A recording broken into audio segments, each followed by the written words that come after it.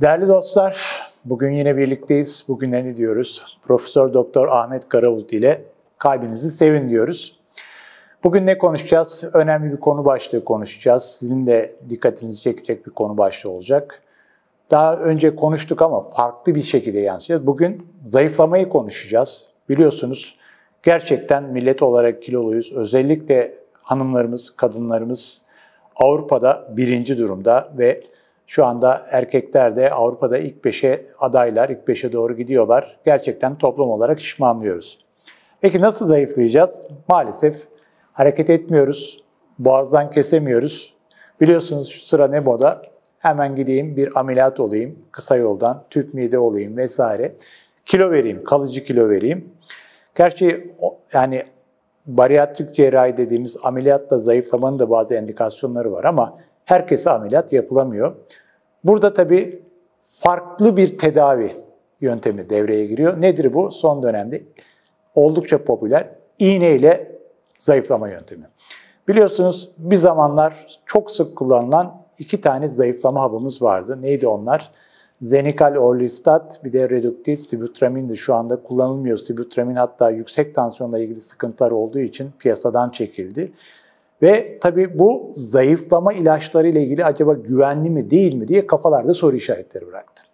Şu sıralar en çok kullandığımız zayıflama iğne olarak bu sefer Saxenda biliyorsunuz liraglutid deniliyor ve bu tokluk hormonu olan glukagon yani insülinin karşıt hormonun bir benzer yapısındaki bir peptit diyelim, molekül diyelim. Ve bu onu taklit ediyor. Ne yapıyor? Vücuda tokluk hissi veriyor. Ve aynen insülin gibi bunu günlük bir kez genelde göbekten küçük iğnelerle yapıyoruz. Ve kullanıldığında gerçekten ne yapıyor? İştahı kapatıyor, işte mide hareketlerini yavaşlatıyor ve belli bir kilo verme trendine kişiyi sokuyor. Peki gerçekten bu iğneyle zayıflama güvenli mi değil mi? Biz bu tedaviyi kullanalım mı, kullanmayalım mı? Kimler kullanmalı?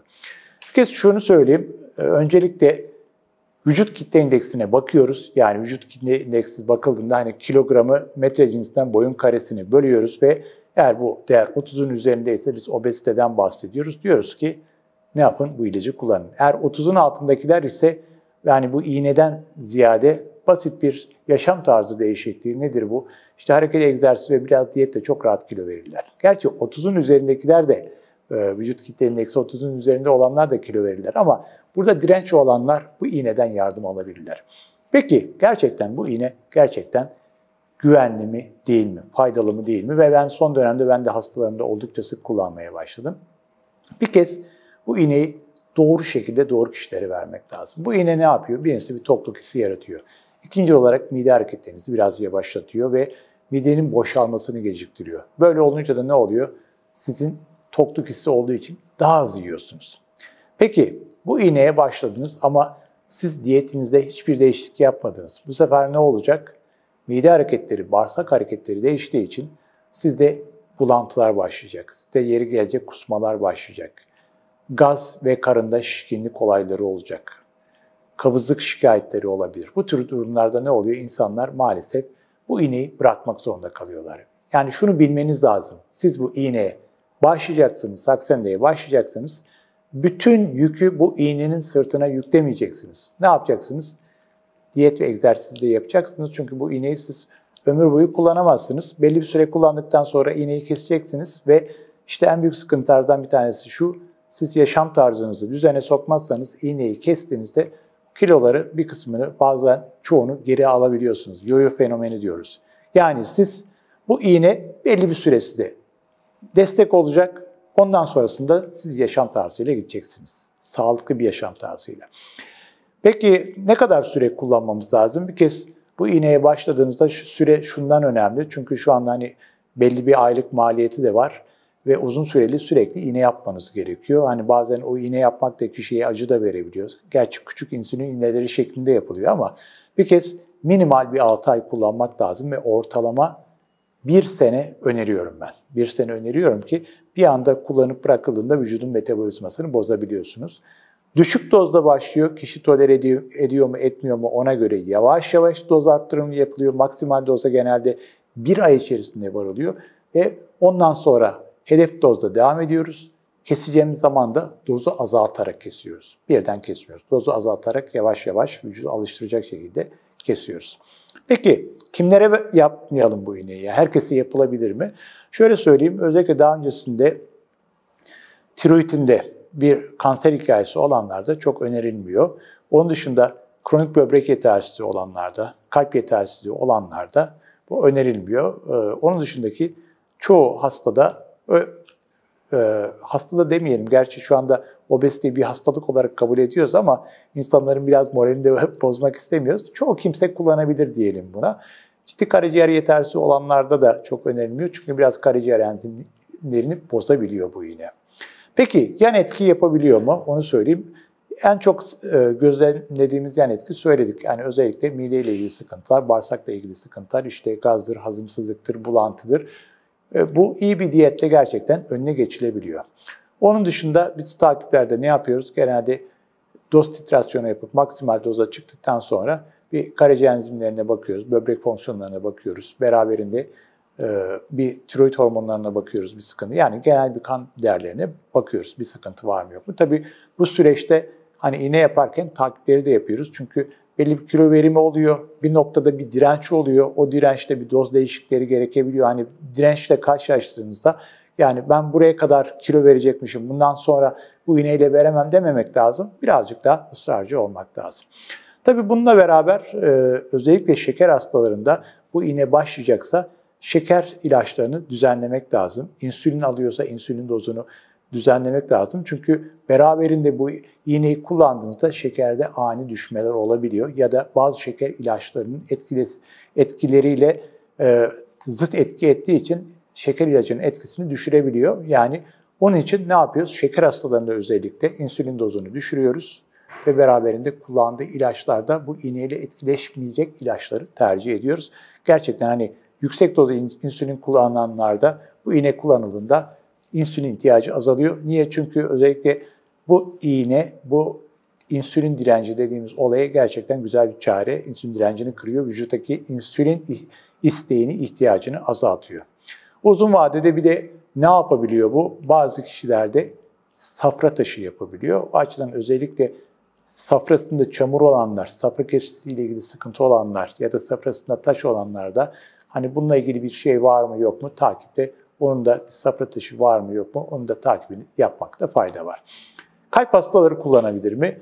Yani şunu söyleyeyim, ciddi kalp yetersizliği dışında ben kalp hastalarına gerçekten bu iğneyi rahatlıkla öneriyorum. Niye? Çünkü gerçekten kilo kalp hastaları için büyük bir sıkıntı. Kilo tansiyonu tetikliyor, kolesterolü tetikliyor, kalp krizini tetikliyor, felci tetikliyor, kalp yetersizliği tetikliyor, birçok şeyi tetikliyor bakıldığında, kilo çarpıntıyı tetikliyor. Ve diğer taraftan şu var, özellikle bu kalp damar hastalıklarının temelinde bizim ateroskleroz, damar sertliği dediğimiz tıbbi olarak dediğim hastalığın temelinde vücutta ne var? İnsülin direnci var. Siz bu iğneyle ne yapıyorsunuz? İnsülin direncini kırıyorsunuz. İnsülin direncini kırdıktan sonra ne oluyor? Bu hastalığın gidişatını yavaşlatıyorsunuz. Yani kalp hastalarında ciddi kalp yetersizliği dışında olanlar için söylüyorum. Rahatlıkla, güvenli bir şekilde kullanabiliriz. Peki sonuca gelecek olursak gerçekten hani iğneyle zayıflayalım mı, zayıflamayalım mı? Öncelikle şunu söyleyeyim. Yani gerçekten hani piyasada çok rahat insanlar gidip ya bana bir Saxen de ver, ben bunu deneyeyim, benim komşum kilo verdi, ben de verebilirim diye düşünmeyin. Gerçekten bu iğneye başlayacaksınız. Önce bir hekime başvurun. Bir hekime başvurun. Özellikle şeker hastalığı olanlar mutlaka ve mutlaka ilaç düzenlemesi ve insülin düzenlemesi yapılması lazım. Ondan sonra hekime başvurduktan sonra gerçekten sizin yapınız uygunsa ondan sonra bu iğneye rahatlıkla başlayabilirsiniz ve lütfen şu tekrar söylüyorum. Tedaviye başladıktan sonra bunu kısa vadeli düşünmeyin. Yani ben bir ay kullanayım, bir anda 10 kilo vereyim vesaire diye düşünmeyin. Eğer ayda 3-4 kilo veriyorsanız doğru yoldasınız demektir.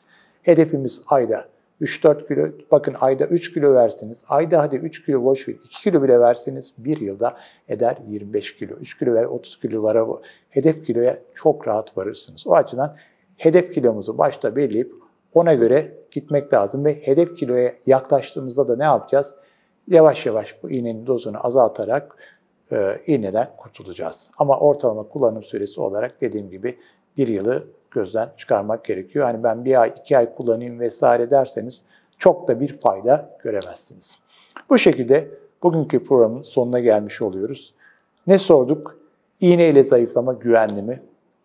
Bunun cevabı çok basit. Evet, iğne ile zayıflama güvenli. Yeter ki siz doğru endikasyonda, doğru hastalıklarla beraber bu iğneyi kullanın gerçekten.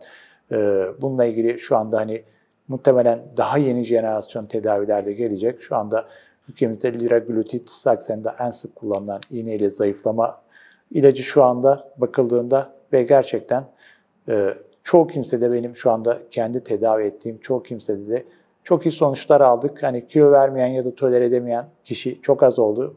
Bu dediğim gibi uygun kişi seçimi ve beraberinde bütün işi iğneye bırakmamak, sağlıklı yaşam tarzı. İkisi bir arada geldiğinde gerçekten çok rahat bir şekilde zayıflayabilirsiniz. Evet, bu programımız kilolular içindi, özellikle zayıflamak isteyenler içindi, zayıflamak için çare arayanlar içindi. Yani tek çare artık ameliyat dışında bir şansım yok diyenler içindi. Umarım uzun vadede toplumumuz daha zayıf bir toplum olur. Gerçekten obeziteyle mücadele çok zor. Kilo almak çok kolay ama kilo vermek çok zor. Ama kilo vermek için de sağlıklı yaşam tarzımız dışında gerçekten güçlü iğne tedavilerimiz de var. Bunu da akılda tutması lazım.